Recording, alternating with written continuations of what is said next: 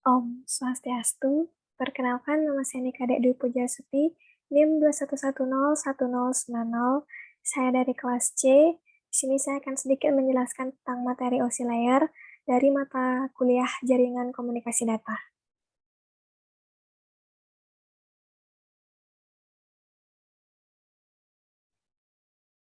OSI Layer atau Open System Interconnection atau OSI adalah model referensi yang diciptakan dari sebuah kerangka yang bersifat konseptual. Namun, saat ini telah berkembang dan menjadi sebuah standarisasi khusus berkaitan dengan koneksi komputer. Tujuan dari pembuatan OSI Layer adalah menjadi model rujukan bagi setiap vendor atau developer, sehingga produk atau perangkat lunak yang dibuat memiliki sifat interpolate yang berarti user dapat melakukan kerjasama dengan produk atau sistem tanpa perlu melakukan penanganan secara khusus atau spesial. Baik, di sini saya akan menjelaskan tentang 7 model OSI Layer. Berikut adalah gambaran tentang 7 model OSI Layer, yang mana pada setiap lapisan mempunyai tugas dan fungsi masing-masing sesuai dengan penggunaannya terkait dengan kebutuhan koneksi antar perangkat komputer. Yang pertama ada application layer lapisan ketujuh. Application layer adalah lapisan yang menjadi pusat atau center terjadinya suatu interaksi antara pengguna atau end user dengan aplikasi yang bekerja menggunakan fungsionalitas sebuah jaringan. Selain itu, juga mempunyai fungsi untuk melakukan konfigurasi mengenai bagaimana cara aplikasi dapat bekerja menggunakan resource jaringan, dan kemudian dapat memberikan pesan saat terjadi sebuah kesalahan pada proses pengaturan jaringan. Contoh beberapa service dan protokol yang berada pada application layer adalah HTTP, SMTP, FTP, dan lain-lain. Fungsi dari application layer adalah fungsi application layer sebagai pelepas data dalam sebuah jaringan dan juga penampil data dalam sebuah jaringan memiliki beberapa fungsi seperti yang pertama menyajikan interface antara aplikasi dengan jaringan, yang kedua mengatur bagaimana sebuah aplikasi mampu untuk mengakses jaringan, yang ketiga membuat pesan-pesan berupa kesalahan pada jaringan, yang keempat menampilkan display dari sebuah jaringan. Yang kedua, presentation layer lapisan ke-6. Lapisan yang ke-6 adalah presentation layer di mana mempunyai fungsi untuk mentransmisikan format data yang akan ditransmisikan oleh aplikasi melalui jaringan ke dalam format yang dapat ditransmisikan oleh sebuah jaringan. Pada layer ini, data juga akan terenkripsi dan dekripsi melalui sistem. Contoh protokol yang berada pada presentation layer adalah MIME, SSL, TLS, dan lain sebagainya. Session layer lapisan kelima. Session layer merupakan lapisan yang berfungsi untuk mendefinisikan bagaimana sebuah koneksi dapat dibuat, dikelola, dan dikembangkan. Contoh protokol yang berada pada session layer adalah NFS, SNB, RTP, dan lain-lain. Yang keempat ada transport layer lapisan keempat.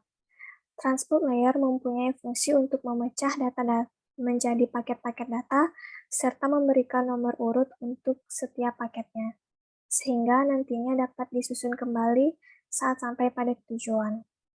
Pada layer ini juga menentukan protokol yang akan digunakan untuk mentransmisikan data seperti protokol TCP. Protokol tersebut akan mengirimkan paket data, sekaligus memastikan bahwa setiap paket telah diterima dengan sukses dan tepat sasaran. Selain itu juga dapat mentransmisikan ulang terhadap paket yang hilang atau rusak ketika proses pengiriman. Yang kelima ada network layer, lapisan ketiga. Tugas dari network layer adalah membentuk header untuk paket yang berisi informasi IP atau internet protokol, baik IP pengirim atau IP tujuan data. Pada suatu kondisi, network layer juga melakukan proses routing melalui internet networking dan dengan menggunakan bantuan router dan switch pada layer ketiga. Yang keenam ada data link layer lapisan kedua. Pada data link layer memiliki tugas untuk menentukan setiap bit data dikelompokkan menjadi format yang disebut dengan frame. Pada level ini juga terjadi koreksi kesalahan, flow control, pengelamatan hardware, atau perangkat keras seperti halnya pada MAC address atau Media Access Control Address, serta menentukan bagaimana perangkat jaringan seperti hub, repeater, bridge, dan switch pada layer 2 dapat beroperasi untuk spesifikasi IEEE 802 dapat membagi tingkatan menjadi dua level, yaitu lapisan Media Access Control atau MAC dan lapisan Logical Link Control atau LLC. Physical layer lapisan yang pertama, model OSI layer terakhir dan yang paling utama adalah physical layer. Fungsinya adalah untuk mendefinisikan media transmisi jaringan, sinkronisasi bit, metode pensinyalan, serta membangun arsitektur jaringan seperti pengkabelan dan topologi jaringan. Pada tahapan atau level ini juga mendefinisikan mengenai bagaimana sebuah NIC atau Network Interface Card dapat berinteraksi secara langsung dengan media kabel dan perangkat radio. Untuk setiap pengiriman data melalui tiap layer, dapat dianalogikan seperti contohnya mengirim surat. Baik, selanjutnya saya akan menjelaskan tentang cara kerja OSI layer. Seperti gambar di atas, ini merupakan cara kerja OSI layer. Untuk memahami cara kerja dari OSI layer sendiri, dapat dibayangkan dengan tahapan dalam mengirim surat. Agar surat sampai kepada penerima dengan baik dan tepat, maka harus melewati berbagai tahapan pengiriman, sesuai dengan prosedur yang telah ditetapkan sebelumnya. Berikut beberapa penjelasan mengenai cara kerja OSI layer. Yang pertama, application layer akan mengirimkan data yang dikirimkan kepada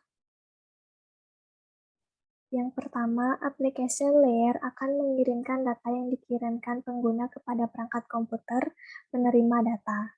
Yang kedua, pada presentation layer terjadi konversi email menjadi sebuah format jaringan. Yang ketiga, pada session layer akan membentuk sesi perjalanan data hingga seluruh proses pengiriman data selesai dilaksanakan. Yang keempat, di dalam transport layer, pengirim melakukan pemecahan data, kemudian data tersebut dikumpulkan pada transport layer penerima. Yang kelima, network layer membuatkan sebuah alamat sehingga dapat menuntut dan mengarahkan data hingga sampai pada tujuan yang benar. Yang keenam, di dalam data link layer akan dilakukan pembentukan data menjadi bentuk frame serta alamat fisik. Dan lapisan yang utama, tepatnya physical layer, data akan dikirimkan melalui medium atau perantara jaringan menuju lapisan transport penerima. Dan yang terakhir, alur jalannya proses akan berbalik dari physical layer menuju application layer. Nantinya akan mengarah pada jaringan komputer penerima. Kesimpulan pada materi hari ini adalah OSI layer adalah model referensi yang dikembangkan untuk menciptakan sebuah kerangka yang bersifat konseptual. OSI layer juga memiliki 7 model layer yang terdiri atas application, presentation, session, transport, network, data link, dan physical layer yang memiliki fungsi yang berbeda pada setiap masing-masing layer. Sekian materi yang bisa saya sampaikan. Maaf jika ada kesalahan kata. Mohon maaf dan terima kasih. Om Santi Santi Santi Om.